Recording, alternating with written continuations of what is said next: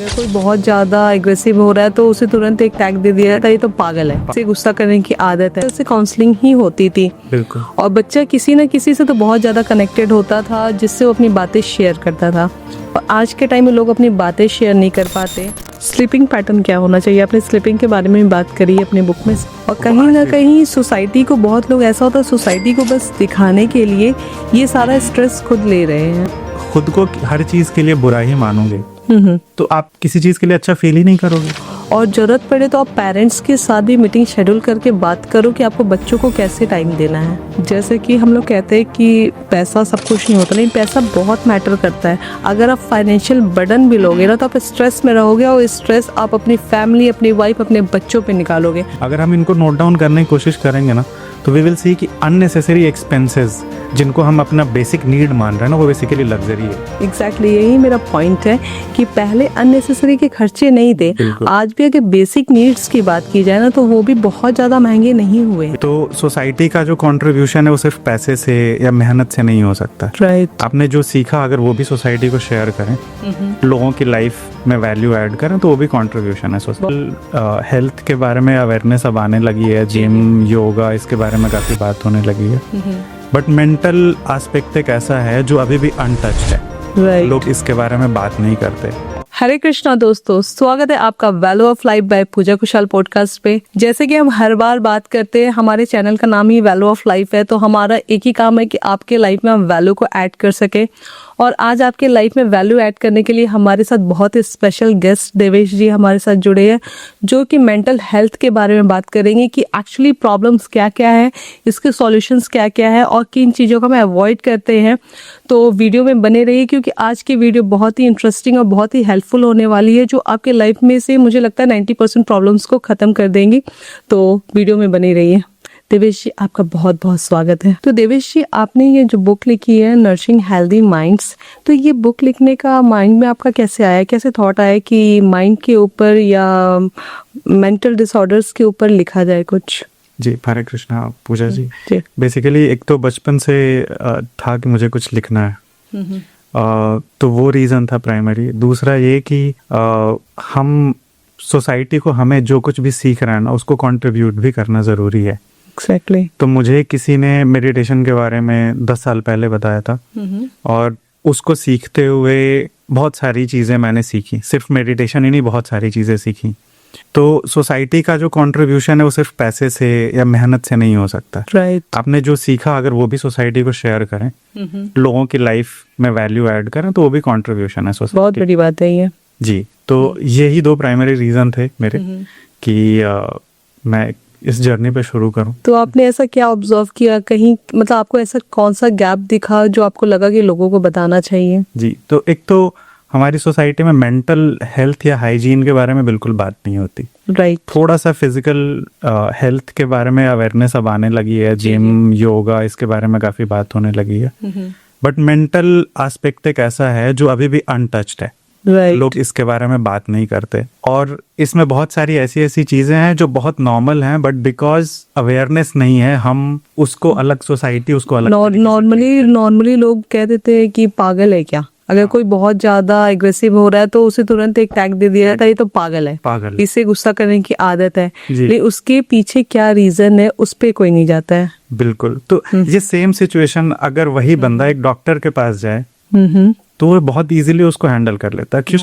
क्योंकि उसके पास उसको हैंडल करने की सारी इंफॉर्मेशन है, नॉलेज है, और वो अवेयर भी है कि उसको कैसे हैंडल करना है। तो अगर एक आम आदमी भी ये चीजें समझ जाए कि ये क्या क्या सिचुएशंस हैं, इसको कैसे हैंडल करना है, तो शायद वो बेटर तरीके से। जस्ट लाइक आज के टाइम में साइकोलॉजिस्ट की डिमांड काफी ज्यादा बढ़ गई है, और पहले के टाइम में साइकोलॉजिस्ट जैसा वर्ड भी शायद हमारे पेरेंट्स को उतना पता नहीं था कि होता क्या है, क्योंकि घर में ही सब एक दूसरे की काउंसलिंग कर लेते थे। जो बातचीत होती थी वो एक तरह से काउंसलिंग ही होती थी। बिल्कुल। और बच्चा किसी न किसी से तो बहुत ज्यादा कनेक्टेड होता था, जिससे वो अपनी बातें शेयर करता था। और आज के टाइम में लोग अपनी बातें शेयर नहीं कर पाते, और कहीं ना कहीं साइकोलॉजिस्ट का क्या रोल होता है, वो आपको बैठा के आपकी सारी बातें सुनते हैं, बिल्कुल समझते हैं, आपको आपके पर्सपेक्टिव से समझते हैं। जी। तो मुझे लगता है कहीं ना कहीं गैप है कि लोग लोगों की बातों को सुन नहीं रहे, समझ नहीं रहे हैं, या पूरी बात सुनने समझने से पहले उसका मजाक उड़ा दे रहे हैं। जी जी, बिल्कुल। तो एक इसके पीछे 2-3 रीजंस हैं जी।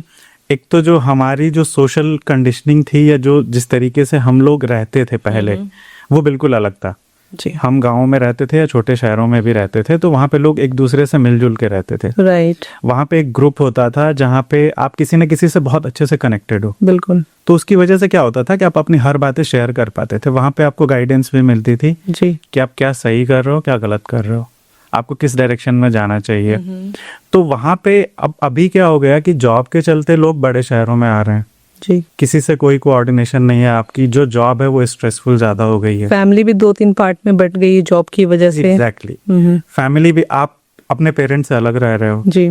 मोस्टली ऐसा ही कंडीशन है राइट। शादी हो गई है तो 2 अलग अलग लोग रह रहे हैं जो शायद दोनों जॉब कर रहे हैं दोनों स्ट्रेस में हैं उनको पता नहीं है कि एक कॉमन पॉइंट पे कैसे आया जाए जी जी। तो ये सारी चीजें हैं प्लस एक तो जो हमारा फिजिकल इन्वायरमेंट है बड़े शहरों की बात करूं तो हवा भी पोल्यूटेड हो गई है पानी भी शुद्ध नहीं मिलता जी जी। खाने पीने की चीजें भी पोल्यूटेड नहीं है प्लस ऊपर से हमारी लाइफ स्टाइल भी ऐसी हो गई है कि हम ज्यादा जंक खाते हैं खाने का टाइम नहीं है वर्कआउट का टाइम नहीं जी जी। तो ये सारी चीजें जो कंट्रीब्यूट कर रही हैं ओवरऑल फिजिकल और मेंटल हेल्थ पे ही कर रही है ये सारी चीजें जब मिक्स होके आपके अंदर जा रही है तो कहीं ना कहीं वो स्ट्रेस के रूप में बाहर निकल रही है। बिल्कुल तो हम एक वो लाइन होती है ना जैसा इनपुट है वैसा ही आउटपुट होगा तो हम हमेशा अगर गलत इनपुट ही दे रहे हैं तो पॉजिटिव आउटपुट कहाँ से आ सकता है एग्जैक्टली तो आपके बुक में मैंने लिखा है सेल्फ अवेयरनेस के बारे में मैंने देखा आपने लिखा है जी तो मैं चाहती हूँ तो सेल्फ अवेयरनेस के बारे में आप अवेयर करें। जी बिल्कुल एक छोटा सा एग्जांपल मैं लूंगा अभी जैसे मान लीजिए कि आपकी कोई ड्रीम कार है जो आप खरीदना चाहते हो जी तो एक दिन आपका डिस्कशन हुआ आपके हस्बैंड के साथ कि हम ये वाली कार खरीदेंगे हो सकता है 6 महीने 1 साल के बाद ठीक है आप रोड पे निकलते हो तो आपको मैक्सिमम वही कार दिखने लगती है क्योंकि आपके माइंड में वही पिक्चर है। एग्जैक्टली तो है क्या कि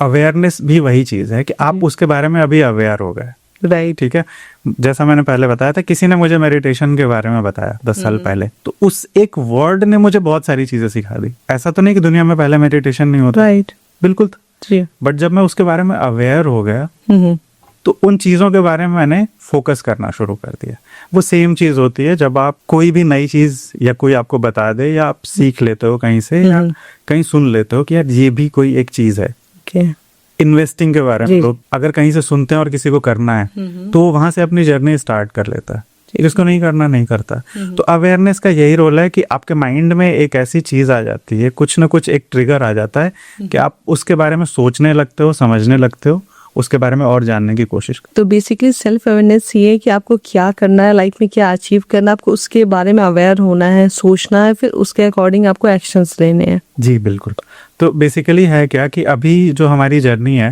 अगर हम सिर्फ भागे जा रहे हैं चीजों के पीछे दौड़े जा रहे हैं पर हम क्या वो चाहते हैं या क्यों चाहते हैं तो बहुत बार हमारी सोशल कंडीशनिंग ऐसी है कि एक बड़ा घर एक बड़ी गाड़ी जी लग्जरियस ट्रेवल हो मैं बहुत अच्छे कपड़े पहनूं जी बट क्या मैं अंदर से ऐसा चाहता हूँ राइट ये 90% 95% लोगों ने ये सवाल खुद से पूछा नहीं है तो ये जो जर्नी है ना ये शुरू तभी होती है जब आप अवेयर होते हो अपने बारे में। एक्चुअली आपने जो बात कही ना ये बहुत गहरी बात है अगर लोग इस बात को समझें जो लग्जीरियस लाइफ है लग्जीरियस लाइफ जीना कोई गलत नहीं है लेकिन खुद को बॉदर में डाल के खुद को मेंटली स्ट्रेस देके कि मुझे बस दिखाना है लोगों को कि मेरे पास महंगी गाड़ी है।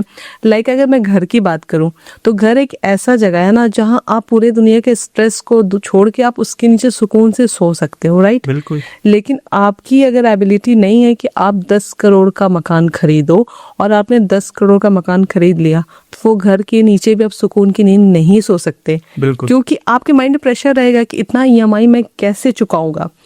तो कहीं ना कहीं ये है कि ये चीज़ की मुझे ज़रूरत है या नहीं है या ये चीज़ मुझे क्यों चाहिए या ये चीज़ मैं अफोर्ड कर सकता हूँ या नहीं कर सकता हूँ ये चीज़ें बहुत मैटर करती हैं। बिल्कुल बहुत सही बात कही आपने कि 10 करोड़ का फ्लैट मुझे चाहिए बट हो सकता है आप 10 साल बाद खरीद पाओ जी या हो सकता है कि आपकी वो नीड ही ना हो आप किसी छोटी जगह पे खुश रहना चाहते हो वो आपकी प्रायोरिटी है। बिल्कुल। तो ये जब आप अपने आप से बातें करोगे खुद से जब ये डिस्कशन या अपने आप को सवाल पूछोगे ना तभी बाहर आएंगे कि मैं चाहता क्या हूँ जी और उसकी जो जर्नी है वो अवेयरनेस से ही स्टार्ट होती है। बिल्कुल। बहुत लोग अगर रिलेशनशिप में रहते हैं तो उनको ये रियलाइज नहीं होता है कि हस्बैंड वाइफ का अगर जो प्यार है वो निस्वार्थ भाव से होना चाहिए, जी। ना कि महंगे गिफ्ट्स और महंगे तोहफों के बेसिस पे आप ये तय करो कि मेरा हस्बैंड या मेरी वाइफ में से ज्यादा प्यार करते हैं। जी तो ये चीजें भी कहीं ना कहीं मेंटल स्ट्रेस डालती है, मुझे जहां तक बिल्कुल, लगता है। बिल्कुल। देखिए, सोशल कंडीशनिंग या जो चीजें चेंज हुई हैं हमारी सोसाइटी में, उसमें सोशल मीडिया भी है जी। और उसका बहुत बड़ा इम्पैक्ट आता जा रहा है लाइफ पे। आप जाके अलग अलग सोशल मीडिया प्लेटफॉर्म्स पे दूसरों के फोटोग्राफ्स देख के आपको लगता है कि कितनी अच्छी चीज है, राइट। ठीक है, बट आपने उनकी लाइफ में झांक के नहीं देखा। एग्जैक्टली। प्लस जो जितने महंगे ब्रांड्स हैं उनके जो एडवर्टीजमेंट्स आते हैं, चाहे आप दिवाली ले लो या करवा चौथ ले लो, वो एडवर्टीजमेंट्स फोकस्ड ऐसे हैं कि आपने कुछ अच्छा महंगा गिफ्ट दिया तभी गिफ्ट है। राइट। तो एक वो जो सोशल कंडीशनिंग है हमारी वो ऐसी होती जा रही है कि अगर आपने कुछ महंगा किया तो ही आप मुझे प्यार करते हो या रिस्पेक्ट Right. करते हो, अदरवाइज यू डोंट। लोगों के एक्सपेक्टेशंस बहुत हाई होते जा रही है, क्योंकि लोग देख रहे हैं ना कि सोशल मीडिया पे ये सारी चीजें बहुत ज्यादा आती है कि लोग अपनी वीडियोस डालते हैं। लाइक मैं अपने हस्बैंड से अभी 2-3 दिन पहले ही बात कर रही थी कि जैसे हम लोग अपनी जो बेस्ट पिक्चर्स है वो डालते हैं, कुछ अच्छी जगह हम लोग जा रहे हैं, इंजॉय कर रहे हैं हम लोग, वो सारी चीजें हम लोग पिक्स डालते हैं, रील्स डालते हैं, तो लोगों को लगता है कि हाँ इनकी लाइफ बहुत अच्छी है। बहुत अच्छी। और नो डाउट हमारी लाइफ अच्छी भी है, लेकिन उसके साथ साथ बहुत सारी रेस्पॉन्सिबिलिटीज भी है। और लोगों को ये चीज लगता है ना कि शादी के बाद सिर्फ ये होता है कि मतलब आप घूमने जा रहे हो, लाइफ को एंजॉय कर रहे हो, लेकिन उसके साथ साथ बहुत सारी रेस्पॉन्सिबिलिटीज है जो हर लेडी को और हर मेल को भी उठानी पड़ती है। जी। और वो चीज हम लोग सोशल मीडिया पे नहीं डालते हैं, बिल्कुल। और लोग उन चीजों को बिल्कुल भी दिमाग में नहीं लेते कि आफ्टर मैरिज मुझे ये सारी रेस्पॉन्सिबिलिटी भी उठानी पड़ेगी। जी बिल्कुल। तो ये भी एक रीजन है कि लोग स्ट्रेस में आते हैं। बिल्कुल। देखिए, इसके पीछे एक सोशल कंडीशनिंग तो है ही, दूसरी चीज ये है कि अभी husband wife and if they are married, they have a kid, तो यही 3 लोग साथ में हैं। जी पहले क्या होता था कि फैमिलीज में काफी सारे लोग साथ में होते थे तो काम बटा होता था। बिल्कुल। आप छोटा सा कंट्रीब्यूशन देते थे, वो बड़ा होता था सबके लिए। Right right. अभी क्या है कि सिर्फ आप 2 लोग हो जिनको बहुत सारी चीजें हैंडल करनी है। राइट। तो और हम, आप या मैं या आपके हस्बैंड या आप, जो भी हस्बैंड वाइफ है, सबका बैकग्राउंड अलग होता है, जी। अपब्रिंगिंग अलग होती है। जी। तो यहाँ पे एक गैप या एक प्रॉब्लम ये आती है कि जो हमारे पहले की कंडीशनिंग थी कि यूजुअली मेल वर्क करता था और जो वाइफ होती थी she should take care of the home. Right. ठीक है। अब उसके साथ साथ जब ये चीजें चेंज हुई कि अब women, ladies, they are working more, तो यहाँ पे एक गैप ये आ गया कि वो ऑफिस में भी काम करती हैं और फिर घर पे भी आके भी काम करती है। वहां पे हस्बैंड का contribution most of the times मैं देखना हूँ 0 होता है, जो कि बढ़ना चाहिए। जी जी। तो अगर ये चीजें धीरे धीरे बढ़ेंगी तो वैल्यू और quality of life will increase. Otherwise वो जो एक डिफरेंसेस हस्बैंड वाइफ के जो आजकल बहुत ज्यादा कॉमन होते जा रहे हैं, वो बढ़ते ही रहे। डिस्प्यूट का एक रीजन बन रहा है। एग्जैक्टली। और मुझे लगता है फीमेल का जॉब करने का 2 रीजन मैंने ऑब्जर्व किया है। एक तो आज के टाइम में सबको अच्छी लाइफ स्टाइल चाहिए और महंगाई बहुत ज़्यादा बढ़ रही है, तो लोगों का कहना है कि एक के काम करने से घर नहीं चल रहा है। स्कूल्स महंगे हो गए, बच्चों की एजुकेशन महंगी हो गई है, तो इसलिए फीमेल भी जॉब करना चाह रही है। और दूसरा जो वो इसलिए भी जॉब करना चाह रही है क्योंकि जब पहले के टाइम में फीमेल्स घर संभालती थी तो बहुत घरों में ऐसा हुआ है कि उनको अप्रिशिएट करने के बजाय उनकी पूरी लाइफ की जो इन्वेस्टमेंट है उसको 0 बना दिया गया। जब वो एक सर्टेन एज में पहुंचती है, 50 क्रॉस करती है, 40 क्रॉस करती है, तो उन्हें रियलाइज कराया जाता है कि तुमने किया ही क्या है, तुम्हारा कंट्रीब्यूशन 0 है, जबकि उन्होंने अपनी पूरी लाइफ इन्वेस्ट कर दी है।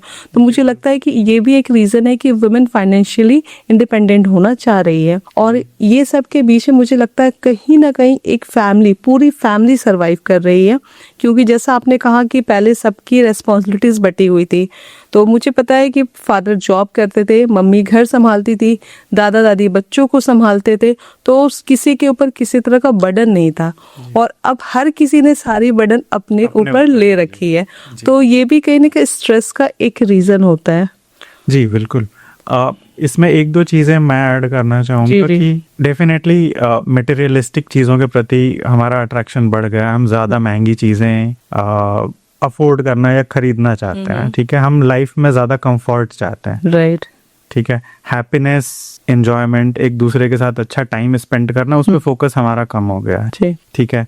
दूसरी चीज ये है कि डेफिनेटली एक गैप था सोसाइटी में, शायद अभी भी है, जहाँ पे कि एक हाउस होम मेकर को या हमारी मम्मी थी या जिनको भी थी वो रिस्पेक्ट नहीं मिलती थी जो उनको मिलनी चाहिए। Right. But that is not always the true. शायद आप अपनी मम्मी को वैसे ही रिस्पेक्ट करते हो कि उन्होंने कितना बड़ा कंट्रीब्यूशन किया है जिनकी वजह से आप यहाँ पे हो। जी। I respect the same way my mother. तो हो सकता है कि शायद वो हस्बैंड्स ने वो रिस्पेक्ट ना दी हो, मोस्ट ऑफ द फैमिलीज में ऐसे होता है, बट बच्चे देते हैं।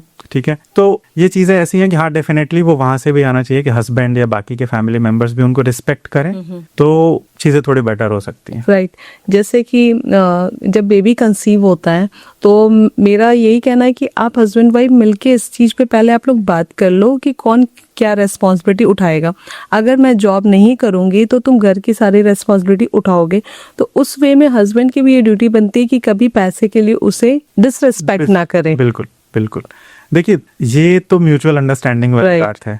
देखिए आप पैसे से हर चीज नहीं खरीद सकते, बट पैसा इंपॉर्टेंट भी है। पैसा इंपॉर्टेंट है, राइट। तो सिर्फ पैसा कमाना एक एस्पेक्ट नहीं है, उसको कैसे हैंडल करना है, कैसे मैनेज करना है। जैसे आपने कहा कि लोग अपनी लाइफ को ज़्यादा कंफर्टेबल करना चाहते हैं, लाइफ को ज़्यादा स्मूथ करना चाहते हैं, लेकिन जहाँ तक मैं ऑब्जर्व करती हूँ, हो सकता है बहुत लोग डिसएग्री भी करें इस बात से या बहुत लोग एग्री भी करें, हम अपने लाइफ को कंफर्ट करने के चक्कर में आपको नहीं लगता बहुत ज़्यादा डिस्कम्फर्ट जोन में चले गए हैं? जी बिल्कुल। क्योंकि ये पहले के टाइम में आप देखो कि एक कमाते थे और पूरी फैमिली चलती थी। आज के टाइम में सब कमा रहे हैं फिर भी घर में कमी है, चीजों की कमी है। एक बहुत सिंपल सी एक्सरसाइज है। पहले हमारे खर्चे कम होते थे, अननेसेसरी के एक्सपेंसेस नहीं होते थे। राइट। हम बड़े शहरों में रह रहे हैं and I feel proud in sharing it कि जो हमारी फाइनेंशियल कंडीशन थी बहुत अच्छी नहीं थी। ठीक है, और 150 रुपए की ट्यूशन की फीस भी कभी कभी लेट हो जाती थी मंथली। आज हम पार्किंग में जाते हैं ना, अगर आप 6 घंटे से ज्यादा कहीं कार पार्क कर दो तो आप 150 रुपए दे के आते हो। राइट। आप मॉल में जाते हो तो 1000 रुपए से 2000 रुपए का एक्सपेंस बहुत नॉर्मल है। आप कहीं ठीक ठाक जगह चाय पीने बैठो तो 500 से 1000 रुपए लग जाते। जी बिल्कुल। ठीक है, कभी हमने ये एक्सपेंसेस नोट करने की कोशिश नहीं की है कि हमने इन सब चीजों पे कितना एक्सपेंस कर रहे हैं मंथली। अगर हम इनको नोट डाउन करने की कोशिश करेंगे ना तो वी विल सी कि अननेसेसरी एक्सपेंसेस जिनको हम अपना बेसिक नीड मान रहे हैं ना, वो बेसिकली लग्जरी है। एग्जैक्टली यही मेरा पॉइंट है कि पहले अननेसेसरी के खर्चे नहीं थे, आज भी अगर बेसिक नीड्स की बात की जाए ना तो वो भी बहुत ज्यादा महंगे नहीं हुए हैं। बिल्कुल बिल्कुल, वो आज भी वही है। और कहीं ना कहीं सोसाइटी को, बहुत लोग ऐसा होता है सोसाइटी को बस दिखाने के लिए ये सारा स्ट्रेस खुद ले रहे हैं। जी बिल्कुल। तो ये खुद के जो सोसाइटी या सोशल नॉर्म्स या सोशल मीडिया की जो कंडीशनिंग है, जो बर्डन्स हमने अपने ऊपर जानबूझ के रख लिए हैं, जी जी, वो कंट्रीब्यूट कर रहे हैं कि हमें ज्यादा पैसे चाहिए एक अच्छी लाइफ जीने के लिए। जबकि एक्चुअली क्या है कि अगर आप अवेयर हो अपने बारे में, जहाँ से हमने टॉपिक स्टार्ट किया था, अगर आप अपनी फैमिली के साथ अच्छा टाइम स्पेंड कर रहे हो, अच्छे वैल्यूज दे रहे हो, अच्छे संस्कार अपने बच्चों को दे रहे हो आप, तो आपको बहुत ज्यादा कुछ नहीं चाहिए जी। और आप जॉब में भी अच्छा करोगे। ऐसा नहीं है कि व्हाटएवर यू आर डूइंग आप वहाँ पे बुरा करोगे, वो भी बेटर करोगे आप। बिल्कुल बिल्कुल। आपका जो इन्वायरमेंट है घर का ना, वहीं से चीजें स्टार्ट होती हैं। वहाँ पे आप आके पीस फील कर रहे हो। एग्जैक्टली। तो आप अच्छा आप जहाँ भी करोगे फिर अच्छा करोगे। बिल्कुल। अगर आपके घर का इन्वायरमेंट अच्छा नहीं है तो आप ऑफिस में भी अच्छा नहीं कर पाओगे। अगर घर के एनवायरनमेंट की बात करें तो आजकल जैसे हम लोग बात करें, हस्बैंड वाइफ मोस्टली दोनों वर्किंग है, तो इसका प्रेशर कहीं ना कहीं बच्चों पे आता है। ठीक है, और आज के टाइम में हमें जहाँ तक याद है, हम अपने बचपन में बहुत खेलते थे, भागते थे, अगर रोना है तो रो भी देते थे, फिर खेलते थे। हमें डिप्रेशन का डी नहीं पता था, सुसाइड का एस नहीं पता था। लेकिन आजकल के बच्चे डिप्रेशन में जा रहे हैं, आजकल के बच्चे सुसाइड कर रहे हैं। कहाँ क्या गैप आ जा रही है कि वो अपने पेरेंट्स को ये बातें बता नहीं पा रहे हैं और उनके माइंड में सुसाइड जैसा वर्ड आ कहाँ से रहा है। देखिए, एक तो क्या है कि मोबाइल और इंटरनेट बहुत इजीली अवेलेबल है। पहली चीज तो ये है, हमें क्या चीज़ें अपने बच्चों को देनी चाहिए उसके बारे में हमें कॉन्शियस होने की ज़रूरत है। दूसरी चीज़ ये है कि सोशल कंडीशनिंग जो चेंज हो गई है। पहले हम यूनाइटेड फैमिली में रहते थे तो हर चीज़ें शेयर कर पाते थे। राइट। अभी क्या है कि पेरेंट्स, जो लोग स्पेसिफिकली सिटीज़, छोटे सिटीज़ या गाँव से निकल के बाहर आए हैं, फर्स्ट टाइम पेरेंट्स हैं, they don't know how to deal with their children. ठीक है, तो एक चीज तो वो हो गई है। दूसरी चीज की पेरेंट्स को मैं देखता हूँ कि यूजुअली बच्चों से बहुत ज्यादा बात नहीं करते हैं। जब बच्चा बहुत छोटा है तब तो इंटरेस्ट होता है, बट जब बच्चा 5 साल 7 साल से बड़ा हो जाता है तो बहुत ज्यादा उनसे वो हैबिट्स या वो डेवलप नहीं कराते कि बच्चा बात करे आपसे। अब क्या है कि बच्चा यूजुअली स्क्रीन टाइम में बिजी है, एक तो बच्चा आपका बहुत एग्रेसिव हो जाएगा, दूसरा क्या होगा कि वो आपके साथ शेयर करने में कंफर्टेबल नहीं है। अगर बच्चा 7 साल 8 साल 10 साल की एज में कंफर्टेबल नहीं है तो 15 साल की एज में कंफर्टेबल कभी नहीं होगा, बिल्कुल भी नहीं। वो गैप और बड़ा हो जाएगा। तो ये गैप जितना बड़ा होगा उतना मुश्किल होगा वापस लाना। दूसरी चीज क्या है कि एज अ पेरेंट बहुत सारी चीजें मुझे ऐसा लगता है कि आज के टाइम में लोग एक्सपेक्ट करते हैं बच्चों से जो खुद अकॉम्प्लिश नहीं कर पाए। राइट। तो चाहे खुद वो 90% मार्क कभी नहीं ला पाए, वो बच्चों से 99% मार्क चाहते हैं। तो ये जो एक्सपेक्टेशन है ना पेरेंट्स की, जी, ये मुझे कहीं ना कहीं बहुत गलत लगती है। Let them be the kids, उनको अपनी लाइफ एंजॉय करने दो, उनकी जर्नी एंजॉय करना, एंजॉय करने दो। आप ऑफिस से आते हो फिर आप मोबाइल में लगे हुए हो, Right. आप बच्चे के साथ जाओ, आधा घंटा टाइम स्पेंड करो, सी द डिफरेंस। अगर आप मोबाइल में लगे हो और बच्चों को कहोगे कि तुम बुक पढ़ो, कभी नहीं हो सकता ना। एक हमारे यहाँ हिंदी में कहावत है कि किसी भी पेड़ का फल जो है ना उससे बहुत दूर नहीं जा सकता। एक्सेप्शंस होते हैं हमेशा, बट दूर नहीं जा सकता। आप चाहते हो अपने बच्चे को एकदम परफेक्ट हैबिट देना और आपने अपनी हैबिट्स गलत बना रखी, खुद गलत बना रखी, तो you don't have the rights. बच्चे ऑब्जर्व करते हैं चीजों को। बिल्कुल। क्योंकि मैं देखती हूँ कि ना बच्चों के अंदर वो कंपटीशन की भावना डालते जा रहे हैं। मैं हमेशा यही कहती हूँ कि जीतना जरूरी नहीं है, सीखना जरूरी है। बिल्कुल। अभी जैसे कि मैं अभी रिसेंट की एग्जांपल लूँ तो मेरी डॉटर का स्कूल में कुछ रेस वगैरह था स्पोर्ट्स का, तो उसकी प्रैक्टिस नहीं हुई थी, वो तबीयत खराब होने की वजह से स्कूल एब्सेंट थी। तो उस दिन वो बेटर थी, फिर भी मैं लेकर गई। मैंने मैम को कहा कि चलो ये देखेगी, चीज़ों को सीखेगी, मेडल लाना मेरे लिए मैंडेटरी नहीं है। तो वो गई, पार्टिसिपेट करी। तो ये तो बच्चों की बात हो गई। अब पेरेंट्स आपस में ये करे कि उस बच्चे की वजह से मेरा बच्चा पीछे रह गया। मैं सुन रही हूँ बीच में बैठ के, उस बच्चे की वजह से मेरा बच्चा पीछे हो गया, नहीं तो मेरा बच्चा तो जीत के ही आता, मेडल लेके आता। उनको उस चीज की वजह से इतना प्रेशराइज फील हो रहा था। मैं यही सोच रही थी ये प्रेशर है बच्चों पे ट्रांसफर करेंगे। उसके बाद हम पेरेंट्स की भी रेस हुई कि पेरेंट्स भी आप लोग पार्टिसिपेट करो जस्ट फॉर फन। उसमें तो ऐसा लगा कि पता नहीं कौन सा गोल्ड मेडल हमें मिल जाएगा। पेरेंट्स भी इतना एग्रेसिवली मतलब रन कर रहे थे कि जैसे उन्हें कौन सा पता नहीं गोल्ड मेडल मिल जाएगा। और मेरे सामने 4-5 पेरेंट्स गिरे हैं और बहुत बुरी कंडीशन में गिरे हैं, जैसे मुझे लग रहा था उनके हाथ पैर ना टूट जाए। तो आप समझो कि जीतने के लिए मतलब लोग अपने ऊपर इतना प्रेशर डाल रहे हैं। अब जीतो, जीतना अच्छी बात है, लेकिन ओवर अपने ऊपर जब आप इतना प्रेशर डाल रहे हो तो बच्चों को क्या कंडीशन करोगे। बिल्कुल। ये बहुत छोटे लेवल पे, मैं अभी पीटीएम में जाता हूँ तो देखता हूँ कि लोग 20-20 25-25 मिनट डिस्कशन करते रहते हैं कि मैं क्या गलत कर रहा हूँ, कहाँ से इसको बेटर करा दूं। मुझे लगता है कि परवरिश, संस्कार, प्रेम, उनको सही डायरेक्शन देना आपका काम है, जो आपको देना चाहिए। डेफिनेटली कंपटीशन भी एक पार्ट है जो धीरे धीरे आप उनको प्रिपेयर करो, जी जी, लेकिन सिर्फ वही एक पार्ट नहीं है। राइट, ये बहुत बड़ी बात आपने कही। सिर्फ वही एक पार्ट नहीं है जो हम बच्चों को दे रहे हैं, जो हम बच्चों को दे रहे हैं। और आजकल मुझे बच्चों के लिए बहुत बुरा लगता है कि बच्चों को वो सारी चीजें नहीं मिल पा रही जो हमें मिली थी, जो हमें मिली थी। बच्चों को बस वो रेस में भगा रहे हैं और सिर्फ और सिर्फ उन्हें जीतने का प्रेशर डाल रहे हैं। जी। और शायद बच्चे जब फेलियर हो जाते हैं किसी चीज में, शायद इसलिए वो इस चीज को एक्सेप्ट नहीं कर पाते कि मुझसे बहुत बड़ी गलती हो गई है। जी। अब अगर कोई बच्चा 5 साल का, अगर उसको हम उस पे हमने प्रेशर डालना शुरू कर दिया, एक तो हम अपने ऊपर भी प्रेशर डाल रहे हैं, right, definitely that will add stress. दूसरा, उस बच्चे को हमने जबरदस्ती एक ऐसी वोकेबुलरी दे दी जो हमें देनी नहीं चाहिए। राइट, ठीक है, हम शायद अपनी अनफुलफिल्ड डिजायर्स जो हम नहीं कर पाए, हम अपने बच्चों से अकम्प्लिश कराना चाहते हैं। और ठीक है, कंपटीशन कहीं ना कहीं जरूरी है, पर आप उसके साथ साथ वो फेलियर कैसे हैंडल करना है, रिजेक्शन कैसे हैंडल करना है, वो भी सिखाओ। आप कंपटीशन अगर सिखा रहे हो तो फेलियर भी सिखाओ। हर कोई सिर्फ एक साइड की बात करता है कि आपको जीतना है, लेकिन आप ये भी बच्चों को सिखाओ कि शायद आप हार भी सकते हो। अगर आप हार गए तो उस चीज से फिर कैसे खुद को प्रिपेयर करके उठोगे, ये सिखाना जरूरी है। क्योंकि बच्चे जो फेल हो जा रहे हैं, सक्सेस नहीं हो पा रहे हैं, वो सुसाइड कर ले रहे हैं। कई ऐसी न्यूज आती है कि ऑफिस के मीटिंग रूम से निकला और वो सुसाइड कर लिया, 4थी मंजिल से कूद किया। कई ऐसी न्यूज आती है। तो मैं शॉक्ड होती हूँ कि इस बंदे पे ऐसा क्या प्रेशर रहा होगा। शायद इस फेलियर को एक्सेप्ट नहीं कर पा रहा होगा कि मैं अपनी फैमिली को क्या जवाब दूंगा। शायद उसकी फैमिली उसे हमेशा रियलाइज कराती हो कि तुम कुछ नहीं कर सकते हो लाइफ में। शायद ये एक्शन उसने उसलिए लिया हो।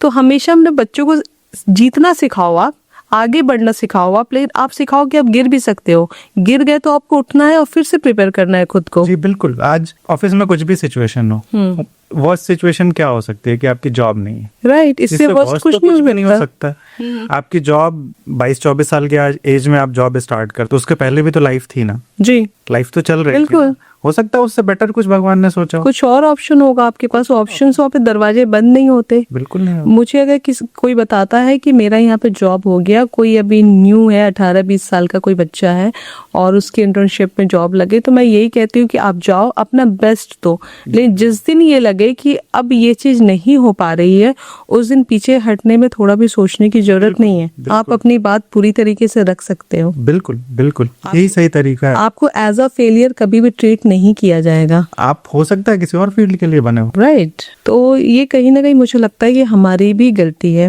बिल्कुल, ये सब चीजें हमें ध्यान रखनी चाहिए और ये हम तभी कर पाएंगे जब हम अवेयर हैं। जैसे कि आपने अपने बुक में लिखा है एक बड़ा सुंदर सा लाइन, नेगेटिव सेल्फ टॉक। जी, आई थिंक ये इसके अंडर ही आता है, तो बिल्कुल। थोड़ा सा इसके बारे में आप जी, बताएं। जैसे अभी आपने कहा ना कि हमने एक टैग लाइन दे दी अपने बच्चे को, जी, तुमसे कभी कुछ अच्छा नहीं हो सकता। अब वो बच्चे को अगर आपने, जो 5 साल का बच्चा है, 7 साल या 8 साल 10 साल का, उसको नहीं पता है कि ये क्या है, बट आप बार बार ये रिपीट करो, तुमसे कुछ अच्छा नहीं हो सकता, तुमसे कुछ अच्छा नहीं हो सकता, तो उसके माइंड में क्या आएगा, यार मुझसे तो कभी भी कुछ अच्छा नहीं हो सकता। या पेरेंट्स तो कभी खुश होते ही नहीं, मैं कभी कितना भी कुछ- अच्छा कर लूं। कितना भी अच्छा कर लूं। एक तो प्रेशर आपने डाला, अब उसकी अपनी जो इंटरनल कॉन्वर्सेशन है वो यही चलेगी कि यार मैं किसी चीज के लिए अच्छा तो हूं नहीं, मैं कुछ भी कर लूं, कुछ फर्क तो पड़ता नहीं है किसी। राइट, ठीक है, that is one of the thing. मतलब ये एक बहुत छोटा सा एग्जांपल है, बट ये चीजें यहाँ से शुरू होती हैं, क्योंकि मैक्सिमम घरों में जो पेरेंटिंग है जिसके बारे में हम अभी बात कर रहे थे, वो नेगेटिव होने की वजह से हमारे कॉन्वर्सेशंस भी नेगेटिव होते हैं अपने साथ। जी, तो हम खुद से क्या बात कर रहे हैं, खुद से क्या बोल रहे हैं, वही सेल्फ टॉक है और उसका ब्रिंगिंग में बहुत बड़ा रोल है। अगर मेरे पेरेंट्स या जिनके साथ भी मैंने टाइम स्पेंड किया, अगर वो मुझे अच्छी परवरिश देते हैं, मुझे अपलिफ्ट करते हैं, अच्छी बातें सिखाते हैं कि बेटा कहीं गिर जाओ तो कैसे उठना है, एनर्जी बहुत अच्छी मिलेगी। जी, तो आपका कॉन्वर्सेशन अपने से पॉजिटिव होगा। राइट, बट अगर उल्टा हुआ है कि आप हर बात पे डांटे गए हो, आपको कभी अप्रिशिएट नहीं किया गया है, तो आपका कॉन्वर्सेशन नेगेटिव ही होने वाला है। शायद बच्चे इसलिए भी एंजाइटी में जा रहे जी हैं। बिल्कुल। आप अगर खुद को हर चीज के लिए बुरा ही मानोगे, तो आप किसी चीज के लिए अच्छा फील ही नहीं करोगे। कहीं ना कहीं आप एज अ लूजर खुद को जिस दिन एक्सेप्ट कर लोगे, उस दिन आप कुछ करने के लायक नहीं रहोगे। कुछ करने के लायक नहीं, और आप बार बार वही इंटरनल कॉन्वर्सेशन करने का क्या फायदा है। आपका जो इंटरेस्ट है, आप उन चीजों में भी वैसे ही एफर्ट डालोगे कि करने का क्या फायदा, कुछ होता तो है नहीं। राइट, ये तो बात हो गई पेरेंट्स की जी। कि पेरेंट्स का क्या रोल है बच्चों के लिए। लेकिन स्कूल का भी मेरे हिसाब से कुछ रोल होना चाहिए, क्योंकि एजुकेशन से बुक्स तक सीमित नहीं है। हमारे स्कूल में जो हमारे प्रिंसिपल, हमारे टीचर्स होते थे ना, वो हमें मोरल वैल्यूज भी सिखाते थे। मम्मी पापा से कैसे बात करना है, ये भी एथिकेट्स हमें सिखाया जाता था। तो आज के स्कूल्स में आपको नहीं लगता कि कुछ ऐसे गैप्स रह रहे हैं? कुछ ज्यादा गैप्स दिखते हैं। मतलब मैं प्राइमरी स्कूल से पढ़ा हुआ हूँ गांव के, और अभी मेरी बेटी जाती है यहाँ के स्कूल में, तो मेरे पास यही 2 रेफरेंस पॉइंट्स हैं जी, और मेरे जो फ्रेंड सर्कल भी रहा है वो भी यूजुअली ऐसा ही रहा है। तो अभी कुछ चीजें अच्छी भी दिखती हैं और काफी सारी चीजें नेगेटिव भी दिखते हैं। एक तो एजुकेशन ज्यादा कमर्शियल सा हो गया है, बिजनेस पॉइंट ऑफ व्यू से ज्यादा फोकस होता है। दूसरी चीज ये है कि उनका सिर्फ और सिर्फ फोकस रिजल्ट्स पे है। और कुछ चीजें जो अच्छी दिखती हैं कि जैसे मेरी बेटी अभी शी इज 6 years old और वो जाती है तो क्लासेस, योगा मेडिटेशन की क्लासेस होती हैं, आर्ट एंड क्राफ्ट की क्लासेस होती हैं, जी, जो बच्चे को ग्रूम करने में हेल्प करते हैं। जी। ठीक है, बट इसके साथ साथ और भी चीजें हैं जो बच्चों को सिखाने की जरूरत है। जैसे अभी हम बात कर रहे थे कि फेलियर्स को कैसे हैंडल जी। करना है, पेरेंट्स से या बाकी लोगों से कैसे इंटरेक्ट करना है। जी, तो इन सारी चीजों का जो लैक है वो ज्यादा मिसिंग है। दूसरी चीज कि हमारा जो एजुकेशन सिस्टम है वो थियरी में बहुत ज्यादा बात करता है, बिल्कुल। प्रैक्टिकल एक्सपोजर बहुत कम है। जी, जी, तो बुक्स का बर्डन बहुत ज्यादा है। बुक्स का बर्डन ज्यादा है, रादर देन कि वो बच्चों को इंटरेक्टिव और प्रैक्टिकल बनाया जाए। बस ये पढ़ लेते हैं और लेट्स, और जब वो 20 साल के बाद जॉब करने जाते हैं तो लगता है कुछ आता ही नहीं हमें। कुछ आता ही नहीं, क्योंकि वहाँ पे जो रिक्वायरमेंट है और जो हमारी एजुकेशन है दोनों में बहुत बड़ा गया। आज भी मोस्टली स्कूल्स में मैं देखती हूँ जो बच्चे मतलब बहुत ज्यादा अच्छा परफॉर्म करते हैं, उनको वो सामने रखते हैं, हर चीज में उनको आगे करते हैं। क्यों? जो क्लास टीचर है उनको भी अप्रिशिएशन चाहिए कि मेरे क्लास का स्टूडेंट को मैंने बहुत अच्छा सिखाया है। जी, लेकिन उन बाकी बच्चों को क्या, जो थोड़े से कमजोर है, थोड़े से वीक है, उनको भी आगे लाना हर टीचर की रेस्पॉन्सिबिलिटीज है। बिल्कुल। और मुझे लगता है जैसे डिप्रेशन के बारे में या फिर जो सुसाइड को लेके सेशंस होने चाहिए कि ये सारी चीज़ें कितनी गलत है। आप स्कूल में बच्चों को इसके बारे में एजुकेट करो, और ज़रूरत पड़े तो आप पेरेंट्स के साथ भी मीटिंग शेड्यूल करके बात करो कि आपको बच्चों को कैसे टाइम देना है जी। इन चीज़ों पे, क्योंकि ये चीज़ें, ये ऐसे केसेस बहुत ज़्यादा आ रहे हैं, तो मुझे लगता है इन चीज़ों पे बातें होनी चाहिए। जी बिल्कुल, बातें भी होनी चाहिए, plus as a parent school की भी रिस्पॉन्सिबिलिटी है। देखिए, एक तो जैसा पहले हमने अभी बात की कि स्कूल कम बिजनेस ज़्यादा राइट। हो गया है, तो वहाँ पे क्या है कि किसी भी बिजनेस में आप वही चीज़ें प्रमोट करते हो तो ज़्यादा बिकती हैं। बिल्कुल। तो जो ब्राइट स्टूडेंट्स हैं हमेशा उन्हीं को आगे फोकस में दिखाया जाता है कि यही हाईलाइटेड स्टूडेंट्स हैं, क्योंकि हमने इन्हीं पे ज़्यादा फोकस किया है। तो एवरेज स्टूडेंट्स पे भी फोकस होना चाहिए, because that is the majority, और अगर एवरेज नहीं है तो भी फोकस होना चाहिए। आपने अपनी बुक में एक चीज़ और मेंशन की है, प्रोग्रेस नॉट परफेक्शन। जी, बेसिकली प्रोग्रेस नॉट परफेक्शन जो मैंने लाइन लिखी है बुक में, उसका मेन पर्पस ये है कि थोड़ा सा मैं मेडिटेशन के बारे में बात करूंगा कि मेडिटेशन ऐसी चीज़ है जहाँ पे आप आंख बंद करके किसी एक स्पेसिफिक चीज़ पे फोकस करते हो। आपकी सांस हो सकती है, या किसी म्यूजिक पे हो सकता है, राइट। ब्रीदिंग पैटर्न हो सकता है, तो किसी भी चीज़ पे आप स्पेसिफिकली फोकस करते हो। वहाँ पे क्या होता है कि आपका माइंड इधर उधर जाता है, ठीक है, बट होता क्या है कि हमने 30 सालों से कभी मेडिटेशन किया नहीं है, इसके बारे में पता नहीं था, और हमने डे 1 पे हमें चाहिए परफेक्शन कि मैं आंख बंद करके बैठूं तो मेरा ध्यान मुझे समाधि मिल जाए। तो ऐसा होता नहीं, ठीक है। आप बहुत लंबे टाइम तक करते हो, फिर भी आपका ध्यान भटकता है, इधर उधर जाता है। तो ये जो एंड रिजल्ट आप अचीव करना चाहते हो वो परफेक्शन है। राइट। हो सकता है आप पहुंचो, हो सकता है नहीं पहुंचो, लेकिन अगर आप डेली 10 मिनट मेडिटेशन करोगे ना, तो आप बेटर होते जाओगे, बिल्कुल पॉलिश होते जाओगे। जी। तो हो सकता है आप किसी दिन जो आप परफेक्शन अचीव करना चाहते हो मिल जाए, बट पहले दिन परफेक्शन एक्सपेक्ट करना गलत है। तो प्रोग्रेस पे अगर आप ध्यान रखोगे तो यू विल साइमल्टेनियसली, हो सकता है आप धीरे धीरे अचीव कर पाओ कि क्या परफेक्शन है, बट उस पे परफेक्शन पे फोकस नहीं होना चाहिए, रादर देन हमारा फोकस होना चाहिए प्रोग्रेस पे, कि हम मेहनत या एफर्ट ज्यादा डालना। आजकल बच्चे तो बच्चे, बड़े भी अपने इमोशंस को छुपाना सीख गए हैं। जी, बेसिकली होता क्या है कि आपके पेरेंट्स जब आपके साथ बचपन से टाइम स्पेंड करते हैं, या कोई ऐसा है जिसके साथ आप हर बातें शेयर करते हो, तो आप बड़े होते हो तो आप कंफर्टेबल हो, ठीक है। दूसरी चीज क्या होती है स्पेसिफिकली अबाउट मेल, कि सोसाइटी में हमारे एक ये कंडीशन है कि तुम रो नहीं सकते हो, राइट। तुम अपनी फीलिंग्स किसी के सामने भी कैसे बता सकते हो, उसे शेयर कर सकते हो। वो सारी चीजें ऐड करती हैं स्पेसिफिकली ऑन द मेल्स की वो अपनी चीजें अंदर ही अंदर रखे रहते हैं, रादर देन उनको किसी के साथ शेयर करें, और वो बाद में किसी और रूप में सामने। ये चीजें शुरू से, मतलब बच्चों को भी लोग कहते हैं अगर कोई बच्चा रो रहा है तो लड़की हो क्या जो रो रहे हो। एग्जैक्टली। क्यों? उसके इमोशंस नहीं है, उसे हम इतना टफ बनाने की कोशिश क्यों करते हैं? तो वो टफ होंगी तो फीमेल्स पे ही वो गलत चीजें करेंगे। बिल्कुल। और जबकि मुझे लगता है भगवान ने भी इसमें कोई पार्शलिटी नहीं की। अगर बेबी बॉय बॉर्न हो या बेबी गर्ल बॉर्न हो, रोते तो दोनों ही हैं। दोनों ही रोते। उस टाइम तो बच्चे, भगवान नहीं कहते ना तुम बॉय हो तुम नहीं रोगे।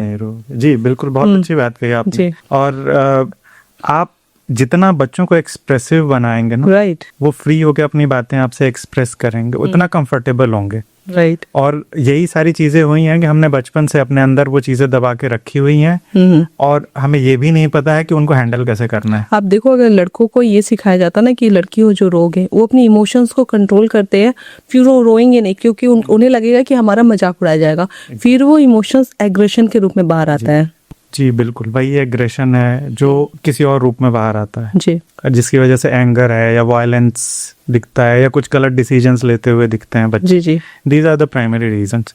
और एक्चुअली अगर आप देखोगे तो ये जो भी चीजें हैं ना, इनमें बॉयज या लड़के मेल ज्यादा, इनके नंबर्स बहुत ज्यादा होते हैं comparatively girls, because girls are better in expressing themselves. उनका एक जो अपना सिस्टम है, चाहे किसी भी कोई भी लड़की एक दूसरे एक्सप्रेस कर लेती है, एक्सप्रेस करके वो लोग फ्रीली बात करते अगर हस्बैंड से लड़ने का भी मन कर रहा तो वो लड़ लेगी, हैं, वो लड़ लेते लेकिन मेल को लगेगा कि मुझे इस बारे में बात ही नहीं करना है। हैं। एक्चुअली थोड़ा सा जो मेंटल स्ट्रक्चर होता है आदमी का और मेल एंड फीमेल, वो डिफरेंट होता है।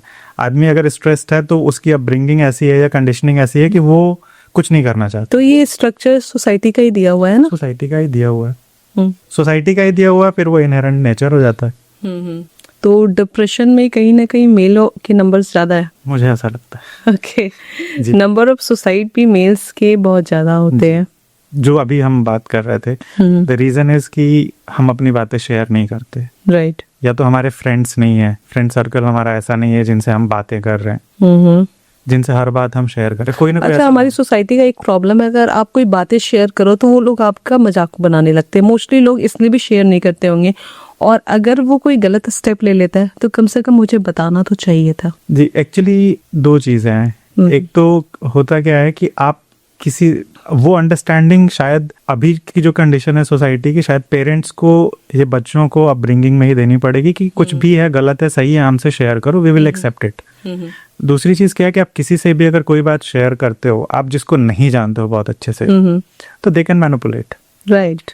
तो ये सारी चीजें बच्चों को सिखानी पड़ेंगी कि कौन सी बात, क्योंकि जैसे हमने अवेयरनेस की बात की, अगर हम ये बच्चों को अवेयर कराएंगे कि बेटा कौन सी बात किससे शेयर करना सही है, किससे गलत है। रिसेंट ईयर्स में मैंने देखा है स्कूल्स में अब टीचिंग होती है good touch bad touch, bad touch के बारे में, तो उसके बारे में बच्चे अब अवेयर हो रहे हैं, दे नो जी, ठीक है, उसके बारे में वो वॉइस रेज करते हैं। तो वैसे ही इन सब चीजों के बारे में जब हम थोड़ा अपने बच्चों को गाइड करेंगे, बताएंगे कि बेटा हर किसी से हर बात नहीं शेयर करनी, राइट। और वो बच्चा यूजुअली क्यों जाके किसी और को शेयर करता है, क्योंकि कोई मिला नहीं है जिसको शेयर करे, राइट। आपने अपने बच्चे को टाइम नहीं दिया या आपने सुनी नहीं उसकी बात। बिल्कुल। तो ये सारे प्राइमरी रीजंस हैं। अगर हम अपने घर की कंडीशंस अपने आप से अगर ये जर्नी शुरू करें, खुद को बेहतर करना, फिर घर को बेहतर करना। जी, मुझे एक बात याद आ रही है अभी, जैसे हम लोग पहले जहाँ पे रहते तो मेरे नेबर में एक हस्बैंड वाइफ थे जो दोनों वर्किंग थे, तो उनकी भी 6-7 इयर्स की डॉटर थी, तो उन लोग काफ़ी बिजी रहते थे, रात में आ रहे बच्चों को साथ में लेके, तो अपने बच्चे की बात सुनने का टाइम नहीं होता था। तो एक दिन वो मुझसे शेयर कर रही कि आंटी स्कूल में ना मुझे वॉमिटिंग आई आज। तो हम लोग ओके, आपकी तबीयत खराब थी? बोलती मैंने वॉमिट किया तो दीदी ने मुझे थप्पड़ लगाया, और किसी बड़े स्कूल की बात है ये। तो मैंने थप्पड़ क्यों लगाया?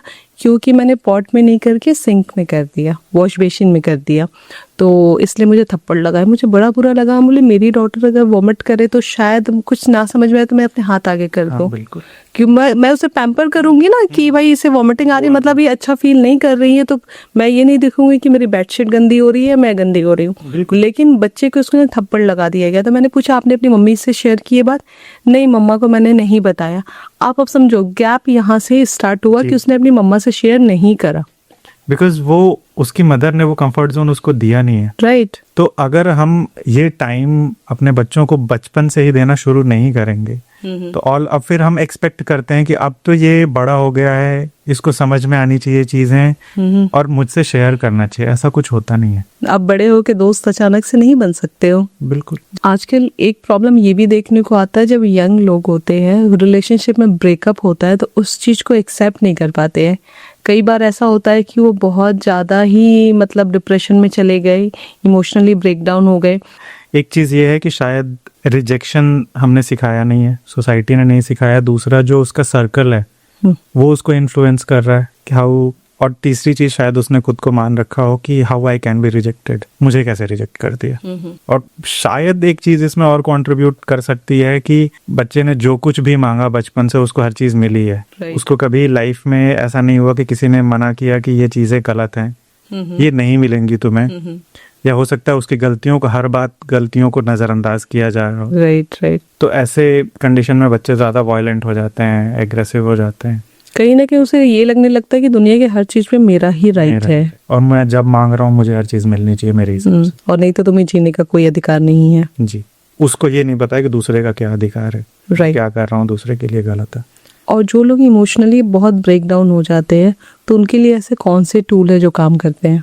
देखिए, दो चीजें हैं। एक तो एक बेसिक मेंटल हाइजीन है which helps us out of stress, anxiety, जो इरिटेशन है, छोटी छोटी चीजों में हम बहुत ज्यादा गुस्सा करते हैं, उन सारी चीजों से दूर रखता है। If we take care of these basic things. आपकी सिचुएशन अगर बहुत ज्यादा वर्स है तो शायद आपको किसी काउंसलर के पास भी जाना पड़े, ठीक है, that could be the right thing.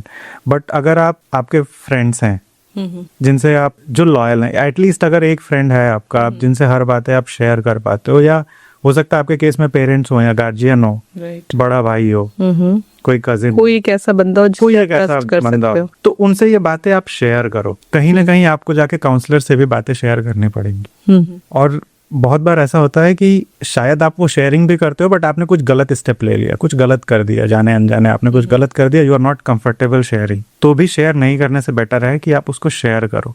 जी, कि मुझसे ये गलती हुई, आप एडमिट कर लो। हाँ, तो ये सारी चीजें हैं जो थोड़ा हेल्प करेंगी हमें इन रिड्यूसिंग द स्ट्रेस। तो एक्चुअली अगर आप अवेयर हो जाओगे कि क्या क्या चीजें हैं जो आपको डेली, जैसे हम सुबह उठ के ब्रश करते हैं, ठीक है, उसके बाद हम नहाते हैं, नाश्ता करते हैं, ऑफिस के लिए जाना है, एक या बच्चे को ये डेली रूटीन है हमारा, मैंडेटरी करना है। ये आपके हैबिट में है, किसी को सिखाना नहीं है, राइट। अगर ऐसे ही अगर हमारे रूटीन में आ जाए, इफ यू आर एडल्ट, कि आपको 15-20 मिनट्स के लिए जिम जाना है या रनिंग करना, कुछ भी करना है, that will take care of your physical health. ऐसे ही अगर आपके ये बेसिक हाइजीन में आ जाए या हैबिट में आ जाए कि आपको 20 मिनट या 15 मिनट मेडिटेशन करना है, 5 मिनट्स ग्रेटिट्यूड प्रैक्टिस करना है, अच्छा खाना खाना है, जंक के पीछे नहीं भागना है, सोने का अपना टाइम ध्यान रखना है, राइट। अगर ये सारी चीजें बस मेरे माइंड में रहें और अगर मैं इनको फॉलो करता हूँ, ऐसा नहीं कि जंक खाना ही नहीं है आपको लाइफ टाइम, आप इंजॉय करो कभी, बट उसको इंजॉय करो, उसको डेली लाइफ का पार्ट मत बना लो, ठीक है। तो ऑटोमेटिकली चीजें, बहुत सारी चीजें सॉल्व हो जाएंगी। तो कहीं ना कहीं हमारी लाइफ में सारी चीजें ऑटोमेटेड हो गई है, तो हमें एक्सरसाइज करना मैंडेटरी हो गया है। जी, पहले लोग पैदल चलते थे या मैनुअल वर्क ज्यादा होते थे, तो बिना जिम के भी वर्कआउट हो जाता था। जी बिल्कुल। तो एक तो ये हो गया कि आपको एक्सरसाइज मैंडेटरी है। जी बिल्कुल। और मेडिटेशन इसलिए मैंडेटरी है ताकि आपके ब्रेन को रिलैक्स हो सके और आप उसको एक सिग्नल दे सको कि आपको लाइफ में एग्जैक्टली चाहिए क्या, फोकस हो सको। जी, मेडिटेशन बहुत सारी चीज़ों में हेल्प करता है। एक तो अवेयरनेस आपकी अपने ऊपर बढ़ती है, आपका फोकस, उसके बहुत सारे फायदे हैं, अलग अलग टाइप के मेडिटेशन है, कौन सा आपको सूट करेगा जब आप उस जर्नी पे जाओगे तभी पता चलेगा, और आपको ट्राई करते रहना पड़ेगा, बट आपका फोकस बेटर होगा, आप लोगों को बेटर समझ पाओगे। तो मेडिटेशन करने से आपकी लाइफ में क्या चेंजेस आए? मेडिटेशन करने से मेरी लाइफ में एक तो दूसरों को मैं समझ पाना वो स्टार्ट हुआ। पहले मुझे गुस्सा बहुत आता था, ऐसा नहीं कि जीरो हो गया, बट वो काफी हद तक कम हो गया है। इरिटेटेड मैं बहुत ज्यादा रहता था, वो चीजें कम हुई हैं। मैं ज्यादा चीजें कर पाता हूँ अपने ऑफिस में। I give more time to my wife. Plus मैं ये समझ पाया कि मैं चाहता क्या हूँ। तो I started learning music few years back, और अभी फिर मैंने गिटार सीखा कुछ साल पहले। फिर मुझे लगा कि नहीं, guitar is not my calling, तो फिर मैंने क्लासिकल म्यूजिक सीखना शुरू किया। तो ये सारी चीजें वो मेडिटेशन की वजह से, क्योंकि मैं अपने बारे में थोड़ा अवेयर हो पाया, मुझे क्या चाहिए, अवेयरनेस। जी। एक्चुअली लोग अपनी लाइफ में इतना आज के टाइम बिजी है कि वो सुबह उठ रहे हैं और सारे दिन उनका बिजी होते थे, रात हो जा रहा है, लेकिन खुद वो करना एक्चुअली में उन्हें किस बात से खुशी मिलती है, इस चीज पे वो ध्यान नहीं दे पा रहे हैं। और मुझे भी ये लगता है 24 घंटे में से आप 23 घंटे आप किसी भी चीज को दो, लेकिन 1 घंटे आप खुद को दो, और उसके बाद आपको जो चीज अच्छी लगती है थोड़ा टाइम उसको भी दो, तो आपकी लाइफ बहुत अच्छी रहेगी। पूजा जी, एक चीज इसमें ऐड करूंगा, बहुत अच्छी है आपने बात कही कि 1 घंटा अगर सिर्फ अपने लिए रखो तो that will take care of most of the things, right. But उसके साथ साथ ये चीज है ना कि बहुत सारे लोग ना ऐसी दौड़ में भाग रहे हैं, और जहाँ पे उनका फोकस है जिन कामों में, शायद वो गलत डायरेक्शन के है। आप ऑफिस से आ रहे हो, फिर आप घर पे आके मोबाइल देख रहे हो, या OTT प्लेटफॉर्म्स पे आपका टाइम जा रहा है। ऐसा नहीं कि 90-95% लोग इतने बिजी हैं, सब लोग इतने बिजी नहीं है। 5% 10% लोग हो सकते हैं, बट सारे लोग इतने बिजी नहीं है जितना वो प्रिटेंड कर रहे हैं। फ्री टाइम में आप क्या कर रहे हो? एग्जैक्टली, आप अपना टाइम कैसे यूटिलाइज कर रहे हो। 24 जो घंटे हैं ना, आप उनमें क्या कर रहे हो, वो डिफाइन करेंगे कि आपकी लाइफ की क्वालिटी क्या होगी। आपके पास अगर 1 घंटा मिलता है और आप मोबाइल पे या तो OTT प्लेटफॉर्म्स पे या सोशल मीडिया के स्क्रॉलिंग भी कर सकते हो, यू हैव अ चॉइस कि आप 15 मिनट 20 मिनट जिम में जाओ, फैमिली को दे रहे हो, या फिर 10 मिनट मेडिटेशन कर, इट्स योर चॉइस आपकी है जी। जैसे आपने OTT प्लेटफॉर्म की बात करी, तो आपको नहीं लगता इसने आज के यूथ को और ज्यादा खराब कर रखा है? एग्रेशन, ये सारी चीजें देख के बहुत ज्यादा आ रहे हैं। जी बिल्कुल, क्योंकि उसमें वॉयलेंस, गाली, मतलब रफ लैंग्वेज काफी ज्यादा यूज होता है। जी, एक तो कंट्रोल होना चाहिए गवर्नमेंट के साइड से क्या दिख रहा है, प्लस अभी तो मोबाइल पे चीजें अवेलेबल है, तो हर किसी को हर चीज दिख रही है। ये चीजें पहले से चली आ रही, क्योंकि अमिताभ बच्चन की मूवीज को भी देख के लोग इन्फ्लुएंस हुआ करते थे, जो मैं जब छोटा था सुनता था। और मैंने देखा है कि लोग संजय दत्त को देख के बहुत इन्फ्लुएंस हुआ करते थे, कैसे स्मोक करना है, कैसे ड्रिंक करना है।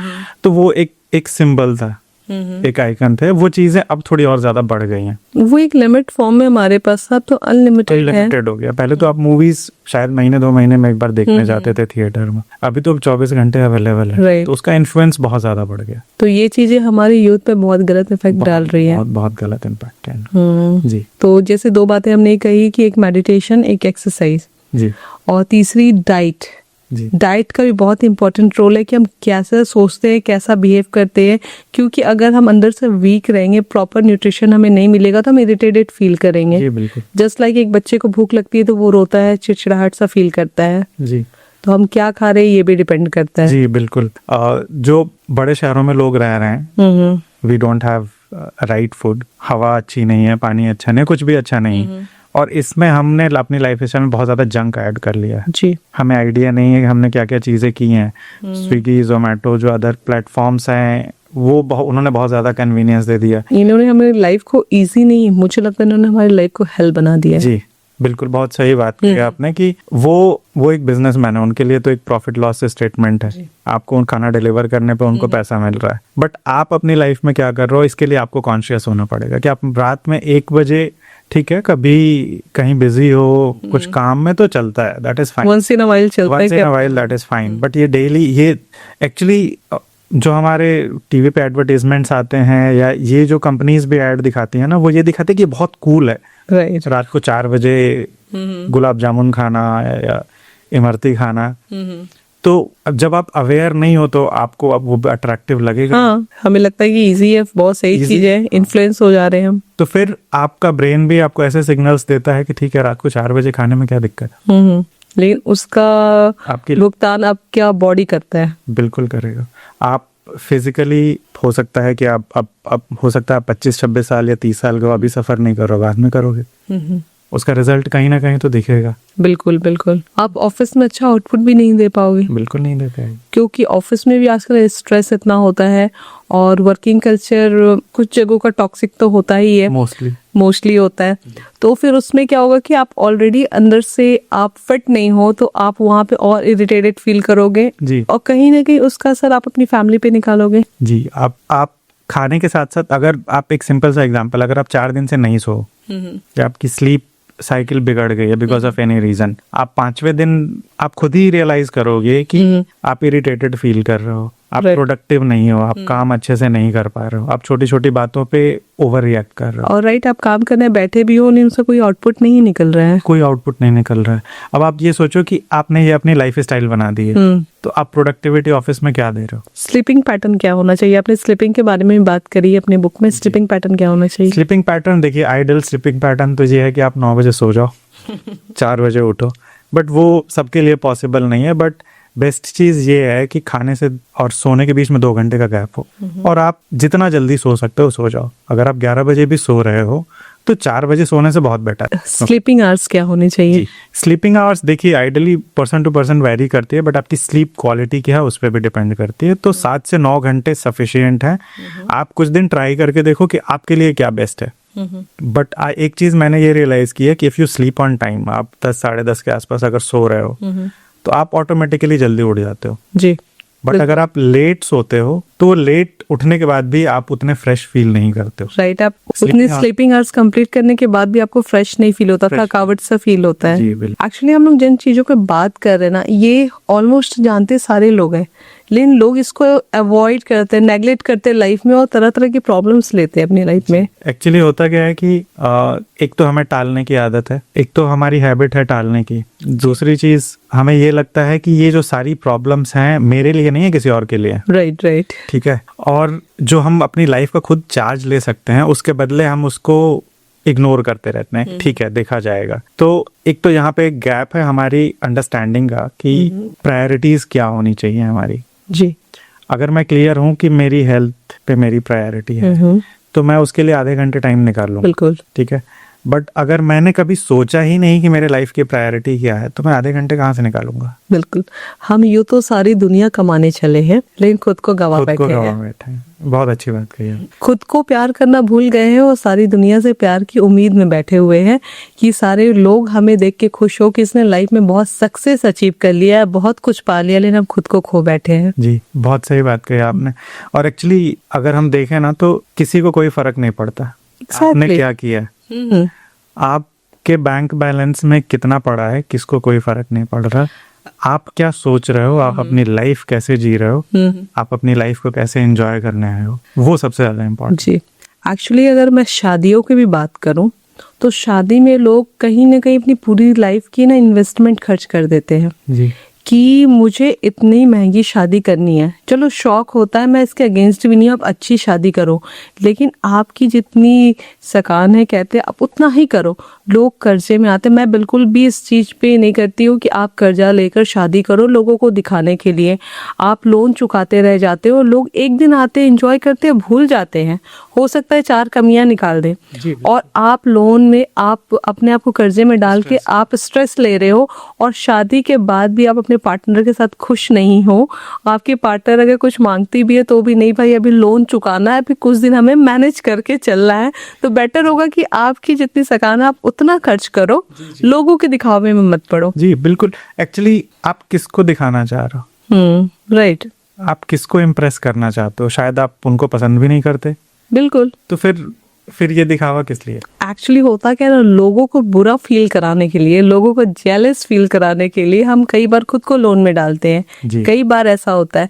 अगर आप खुद से प्यार करते हो ना, तो वो पैसे आप अपने फ्यूचर के लिए सेव करके रखो। जी, तो अगर आप खुद को समझते हो, खुद से प्यार करते हो, इफ यू आर अवेयर अपने बारे में, तो आप उन चीजों पे ध्यान दोगे जो सही हैं, जो जरूरी हैं। बिल्कुल। अभी मेरी किसी से बात हो रही थी, उनका डाइवोर्स हो गया किसी रीजन से, तो वो बता रहे थे मेरे पेरेंट्स ने अराउंड 50 लाख रुपीस मेरी शादी में खर्च किया, 50 लाख रुपए खर्च किया, और अब उनका डाइवोर्स हो गया शादी कुछ साल के बाद।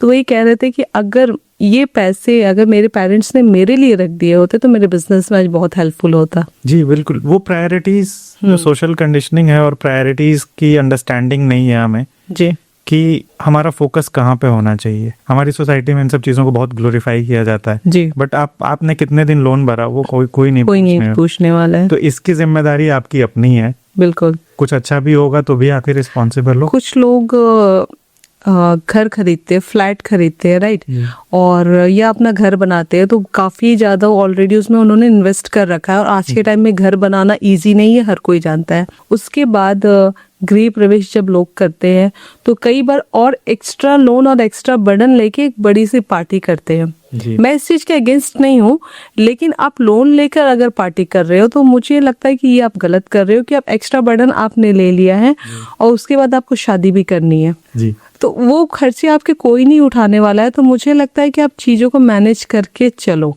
जी बिल्कुल। और इसकी जिम्मेदारी तो आपको ही लेनी पड़ेगी ना। और ये चीज मेंटल स्ट्रेस का रीजन बनती है और बहुत बड़े लेवल पे बनती है, और लोग इस चीजों को एक्सेप्ट नहीं करते हैं। जी बिल्कुल। और एक्चुअली वही चीज है कि आप किसी और को इम्प्रेस करना चाहते हो, दिखाना चाहते हो, बट उससे क्या मिलने वाला है आपको? वो इम्प्रेस भी नहीं होता। कोई इम्प्रेस नहीं होता, क्योंकि इन सब चीजों की कोई लिमिट नहीं है। आप कितना भी अच्छा गृह प्रवेश कर लो, कितना अच्छा फ्लैट ले लो, कितना अच्छा इंटीरियर करा लो, आपके सर्कल में लोग उससे बेटर फ्लैट्स में जाएंगे, those will be more expensive. फिर आपको पेन होगा।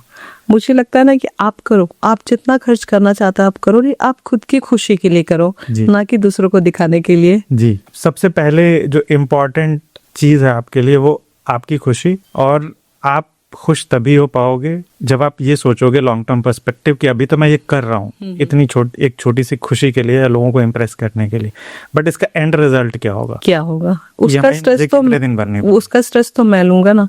एक्चुअली हम दोनों का आज बैठ के इस वीडियो बनाने का पर्पस ही यही है ना, कि लोग एक बार मेडिटेशन में बैठे और खुद से बातें करें कि मुझे क्या अच्छा लगता है, मुझे किन चीजों की जरूरत है, और मुझे अपनी लाइफ में क्या क्या चीजें चाहिए, और उसके लिए मुझे क्या क्या करना है। तो ये सारी चीजें मुझे लगता है लोगों को एक बार नोट डाउन करनी चाहिए, और क्या जो मैं चीजें कर रहा हूँ ये सच में मुझे चाहिए या मैं लोगों के लिए कर रहा हूँ। या मैं, हाँ, जो मैं लोगों के लिए कर रहा हूँ उसे मुझे लगता है तुरंत क्रॉस करना चाहिए, और जो मुझे अच्छा लगता है वो सारी लिस्ट बना के उसमें उस पे फोकस करना चाहिए। जो टाइम हम इधर वेस्ट कर रहे हैं दूसरों को इम्प्रेस करने के लिए या अननेसेसरी स्ट्रेस में जी भागे जा रहे हैं, वो टाइम जब अपने ऊपर जाएगा ना, तो आपकी सेहत अच्छी होगी, रिलेशनशिप्स आपके बेटर होंगे, आप अच्छे पेरेंट्स बन पाओगे। जैसे कि हम लोग कहते हैं कि पैसा सब कुछ नहीं होता, लेकिन पैसा बहुत मैटर करता है। अगर आप फाइनेंशियल बर्डन भी लोगे ना तो आप स्ट्रेस में रहोगे, और स्ट्रेस आप अपनी फैमिली, अपनी वाइफ, अपने बच्चों पे निकालोगे। तो इस कहीं ज्यादा इससे बेटर है कि आप जितना अफोर्ड कर सकते हो उतना ही आप प्रेशर लो, और उसके बाद अपनी फैमिली के साथ आप हैप्पीली रहो। और कहीं ना कहीं जो खुशी का जो गैप है ना, यहीं पे हो रहा है। पहले भी शादियां होती थी, इतनी महंगी शादियां नहीं होती थी, और लोग स्ट्रेस लेके फैमिली गैप बढ़ा रहे हैं और फिर डाइवोर्स तक बातें जा रही हैं। जी, एक आजकल मतलब शादियों में अननेसेसरी एक्सपेंसेस, चाहे शादी में है चाहे किसी भी चीज में, कार भी आप आजकल लोग बहुत यूजुअली, या फोन चेंज करना है, देखता हूँ लोगों को हर साल फोन चेंज करना है, वो भी टॉप मॉडल जो आईफोन प्रो मैक्स चाहिए, जबकि इनकम कितनी है, वो लोन पे ले रही है, EMI पे ले रहे हैं। तो ये सारी जो गलत आपने पैरामीटर्स बना रखे हैं, इससे आप ही को स्ट्रेस होने वाला है, स्ट्रेस किसी और को नहीं होना। अब आप समझो ना, बॉस भी आपको क्यों ना टारगेट करे। बॉस को पता है इसने बहुत सारी EMI ले रखी है और इसे जॉब करना ही है यहाँ पे, तो क्यों ना टारगेट करेगा। देखिए, इसके पीछे मतलब हो सकता है कि बॉस टारगेट ना कर रहा हो, आप जबरदस्ती आपने ये स्टोरी भी अपने ऊपर बना रखी हो, ठीक है, हो सकता है आप टारगेट हो रहे हो। कई बार ऐसा होता है कि लोग जॉब नहीं छोड़ पाते क्योंकि उसके पास प्रेशर है बहुत सारी चीजों का। वो बिल्कुल, वो बात देखिए क्या है कि मैं जो चीज देखना चाहता हूँ अपने नजरिए से, वो चीज मुझे दिखती है, ठीक है, ऐसा होता है, बिल्कुल होता है कि आपने बहुत सारा लोन ले रखा है और ये बॉस को पता है एंड वो उसको मिसयूज करेंगे, ऐसा होता है। बट बहुत बार ऐसा भी होता है ना कि आपने अपने मन में एक स्टोरी बना ली है कि मुझे जबरदस्ती स्ट्रेस दिया जाता है बिकॉज मैंने ये 4 चीजें ऑलरेडी क्रिएट की हुई। वो सीन कई लोग स्टोरी भी क्रिएट कर लेते हैं अपने माइंड में। जी, मुझे लगता है देवेश जी, जिंदगी बहुत खूबसूरत है जी, बहुत खूबसूरत है, बस इसे जीना आना चाहिए जी। वो आपके नजरिए पे डिपेंड करता है। बिल्कुल, और आसपास की चीजें भी बहुत खूबसूरत है, लेकिन हम क्या है ना, गलत चीजों पे फोकस ज्यादा कर रहे हैं आज के टाइम में। जैसे मैंने पहले भी अपनी वीडियो में एक बार बताया था, मैं आपसे भी डिस्कस करती हूँ कि मैं तटीय स्थान गई थी, वृंदावन में एक जगह है तटीय स्थान, वहाँ पे कलयुग ने आज तक एंटर नहीं किया, कलयुग ने प्रवेश ही नहीं किया। वहाँ पे आपको कोई गैजेट्स नहीं दिखेंगे, लाइट नहीं मिलेगी, इलेक्ट्रिक फैन नहीं मिलेंगे, कुछ नहीं है वहाँ पे। अच्छा। और वो जगह आप कभी विजिट करना, आपको इतना सुकून लगेगा, इतना सुकून, इतना बढ़िया लगेगा कि आपको लगेगा कि हम लोग बेवजह चीजों के पीछे भाग रहे हैं। तो अब ठीक है, हम लोग को एक कंफर्टेबल लाइफ जीने की आदत हो गई है, शायद हम लोग बिना इलेक्ट्रिक, लाइट, फैन और गैजेट्स के ना रह पाए, लेकिन इन चीजों का आप दायरा लिमिट करो। बिल्कुल, ये लिमिटेशंस बनानी जरूरी, एक बाउंड्रीज बनानी जरूरी, बस इतना ही जरूरत है मुझे। इससे ज्यादा अगर आप किसी भी चीज का ओवर होना लाइफ में प्रॉब्लम क्रिएट करता है। जैसे आप खाना भी ज्यादा खा लोगे तो भी आपको प्रॉब्लम करेगा। तो हम ये डिजिटल दुनिया, गैजेट्स या अननेसेसरी की चीजों में ज्यादा घुस रहे हैं ना, तो प्रॉब्लम ही क्रिएट कर रहे हैं। जी, एक टॉपिक हमने इसी से रिलेटेड बुक में कवर किया हुआ, डिजिटल बैलेंस की, कितना टाइम मोबाइल पे देना है। अगर आप वहाँ पे थोड़ा फोकस करोगे तो बहुत सारी चीजें आप आइडेंटिफाई कर पाओगे कि टाइम कैसे निकालना है। तो चीजों को बैलेंस्ड वे में लेके चलना है। वो बैलेंस आप जब जर्नी खुद से स्टार्ट करोगे तभी शुरू होगा। दूसरी चीज, एक नया पर्सपेक्टिव मैं थोड़ा सा देना चाहूंगा लोगों को कि एक टर्म होता है जिसको हिंदी में बोलते हैं कृतज्ञता या ग्रैटिट्यूड, कि एक बार अपनी जिंदगी में झांक के देखिए कि क्या अच्छा है। राइट, आपके दोनों हाथ पैर सलामत हैं, आप चल पा रहे हो, बात कर पा रहे हो, देख पा रहे हो, आपके पास छत है, पहनने को कपड़े हैं, एक नौकरी है, तो इतनी भी चीजें बहुत है। और आज आपकी जो अर्निंग है वो किसी के लिए ड्रीम होगा जी, आप जो लाइफ जी रहे हो वो किसी के लिए ड्रीम होगा। बिल्कुल।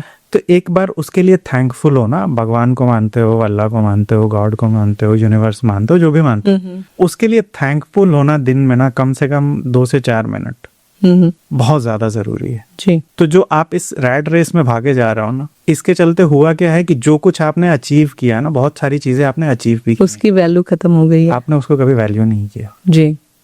एक्चुअली आपने बहुत बड़ी बात कही कि ऐसा कहा भी जाता है कि आप एक बार रात में सोचो कि भगवान ने आपको क्या क्या चीजें दी है। जी मैं भी ये कहती हूँ कि आप जो चाह रहे हो वो खरीद पा रहे हो, अच्छा पहन पा रहे हो, अच्छा खा पा रहे हो और सर के ऊपर छत है ना, तो आप दुनिया के सबसे अमीर इंसान है। वरना आप देखो सड़कों पे लोग रात ठंड में बिता रहे हैं और उसके बाद भी हमें चाहिए कि और हमें हमारी इनकम हो। चलो अच्छी बात है, आप एफर्ट्स लगाते रहो, लेकिन उसके लिए आप ब्लेम मत करो, खुद को परेशान मत करो। आप ग्रेटिट्यूड फील करो कि भाई मुझे भगवान ने बहुत कुछ दिया है, मिला है, उसके उस पे खुश रहो आप, हाँ। और खुशी खुशी उसको बेटर करने का एफर्ट डालो। बिल्कुल। तभी आप सोसाइटी पे भी कंट्रीब्यूट कर पाओगे। Like- अगर आप खुद में फुलफिल्ड नहीं हो तो आप किसी और को, आपने मुझसे 10,000 रुपए मांगे, अगर मैं खुद 50,000 कर्जे में हूं तो किसी को क्या दूंगा? बिल्कुल। तो पहले मेरे पास वो 10,000 रुपए होने चाहिए, तभी मैं किसी को दे सकता हूँ। जब आप खुद खुश होगे तब आप दूसरों एग्जैक्टली, आप खुद फुलफिल्ड रहोगे तभी किसी दूसरे को वो हैप्पीनेस भी दे पाओ। एक्चुअली ना सेटिस्फेक्शन बहुत बड़ी चीज है और सेटिस्फेक्शन कहीं ना कहीं लोगों की लाइफ से खत्म होता जा रहा है। वो ये क्योंकि हम ग्रेटिट्यूड इन सब चीजों पे, छोटी छोटी चीजों में जो खुशियां हैं, एक्चुअली जो बात आपने कही ना कि आप बड़ी चीजें जिंदगी में कितनी बार करते हो, बिल्कुल। गिनी चुनी हुई है। आपकी नौकरी, फर्स्ट जॉब लगना, या हो सकता है आपने IIT IIM क्वालिफाई किया, शादी होना, बच्चे होना, बड़ा घर लेना या बड़ी कार लेना, ये बहुत होंगी तो 10 या 20 होंगी। बट अगर आपकी हैबिट है हर चीज में टेंशन को निकालना या कमियां निकालना, तो उन 20 मोमेंट पे भी आपने कमियां ही निकाली होंगी या निकालोगे। बट अगर आपने हैबिट बना ली हर चीज में खुश रहने की, तो आप छोटी से छोटी चीज में भी खुश रह सकते हो ना। बिल्कुल। हमारे साथ अच्छी चीजें भी बहुत होती है, बहुत होती लेकिन हम बुरी चीजों को ही पकड़ के बैठते हैं। जैसे कि अगर हस्बैंड वाइफ का रिलेशन के लिए बोले तो वाइफ को या हस्बैंड को हमेशा ये होता है कि ये मेरे साथ अच्छा बिहेव नहीं करता या मेरे लिए ये नहीं करता। आपकी 10 चीज की लिस्ट है, ठीक है, तो उसने उसमें से एक चीज तो जरूर करी होगी आपके लिए, तो आप वो 9 चीज को अवॉइड करके आप एक चीज को आप हाईलाइट करो, आप उसके लिए आप हस्बैंड को अप्रिशिएट करो, तो बाकी की भी 9 चीजें ऑटोमेटिक होगी। बिल्कुल बिल्कुल। मतलब ऑन अ लाइटर नोट, मेरी वाइफ से एक दिन बात हो रही थी तो मैंने कुछ कहा है और वो भूल गई थी। कही कि नहीं आपने बोला नहीं था। मैंने नहीं, मैंने बोला था। तो कहती है कि नहीं मुझे याद नहीं। मैंने ठीक है बता देता हूँ। फिर वो चीज 1-2 दिन बाद फिर से रिपीट हुई। मैंने कहा कोई तुमको कोई नेगेटिव वर्ड एक बार बोल दे तो वो 10 साल पुराना भी याद रहता है। बिल्कुल। बट अगर कोई एक छोटी सी चीज है जो अच्छी है तो वो हमें इजीली याद नहीं रहता। तो एक तो ये है कि हमारा जो ह्यूमन ब्रेन है वो नेगेटिव ज्यादा कैच करता है। तो पॉजिटिविटी लाने के लिए शुरुआत में एफर्ट थोड़ा ज्यादा डालना पड़ता है। बिल्कुल। लाइक कि अगर किसी रिलेशनशिप में सब कुछ बहुत अच्छा चल रहा है, बहुत उसने आपके लिए 10 चीजें अच्छी करी है, लेकिन कभी कुछ डिस्प्यूट हो गया तो आप वो 10 चीजों को भूल के अभी की करंट चीज को आप माइंड में फीड कर लेते हो, उस चीज को बार बार रिपीट करते हो। जी, अब वो एक इंसिडेंट एक बार हुआ, बट आप उसको अपने माइंड में 100 बार प्ले कर रहे हो और खुद को भी बॉदर में डाल रहे हो, खुद को भी आप बॉदर कर रहे हो। तो इंसिडेंट एक्चुअली जो हुआ उसका जो इम्पैक्ट है वो बहुत छोटा सा था, लेकिन आपने उसको बार बार रिपीट करके उसका इम्पैक्ट अपने माइंड में बहुत बड़ा बना दिया। जी, तो मैं चाहती हूँ कि जो हमारे व्यूअर्स इस चीज को देख रहे हैं, आपकी लाइफ में जो बुरी चीज हो रही है ना, उसको एक बार सिर्फ आप अपने लाइफ में प्ले होने दे, उसको रीप्ले ना करें। और जो अच्छी चीज हो रही, स्पेशली आपकी फैमिली, आपके पेरेंट्स, आपकी वाइफ या आपके बच्चों के साथ जो भी अच्छी चीजें हो रही, उसको आप रीप्ले करो। जितना रीप्ले करोगे उतना आपकी फैमिली और आप लोग हैप्पीली लाइफ को एंजॉय करोगे, एंजॉय कर पाओगे। तो देवेश जी, आपने अपने बुक्स में बहुत अच्छी अच्छी बातें लिखी है। मैं अपने व्यूअर्स को आपका ये बुक दिखा दूं, नर्चरिंग हेल्दी माइंड्स के नाम से ये बुक है, जो अमेजोन और फ्लिपकार्ट पे भी अवेलेबल है। आप ये बुक को जरूर पढ़िए, क्योंकि इस बुक में ऐसी ऐसी बातें लिखी है जो हमारे साथ हमेशा घटित होती है, लेकिन हम इन चीज़ों को अवॉइड करते हैं। ये वीडियो बनाने का मकसद भी हमारा यही है कि आप इन चीज़ों को, जिन चीज़ों के पीछे हम भाग रहे हैं, क्या वो चीज़ें हमारी लाइफ में रियली में एग्जिस्ट करती है, क्या सच में वो चीज़ें हमें चाहिए। इन चीज़ों को आप नोट डाउन करो और लाइफ में जो अननेसेसरी के टेंशन है, अननेसेसरी के खर्चे, उसको आप साइड में रख के अपनी लाइफ को एंजॉय करो, अननेसेसरी के स्ट्रेस से बचो। बाकी देवेश जी ने आज बहुत अच्छी अच्छी बातें बताई, बहुत सारी चीज़ें हमारी कॉन्वर्सेशन के थ्रू क्लियर हुई। इवन मुझे भी बहुत सारी बातें क्लियर हुई बातचीत के दौरान। तो thank you so much Devesh ji, आप हमारे स्टूडियो में आए, हमारे व्यूअर्स के लिए टाइम निकाला। बाकी आपको ये वीडियो कैसी लगी हमें ज़रूर बताएं। आपके कोई सजेशंस, कोई सुझाव हो तो हमें कमेंट बॉक्स में कमेंट करना ना भूलें। नमस्कार।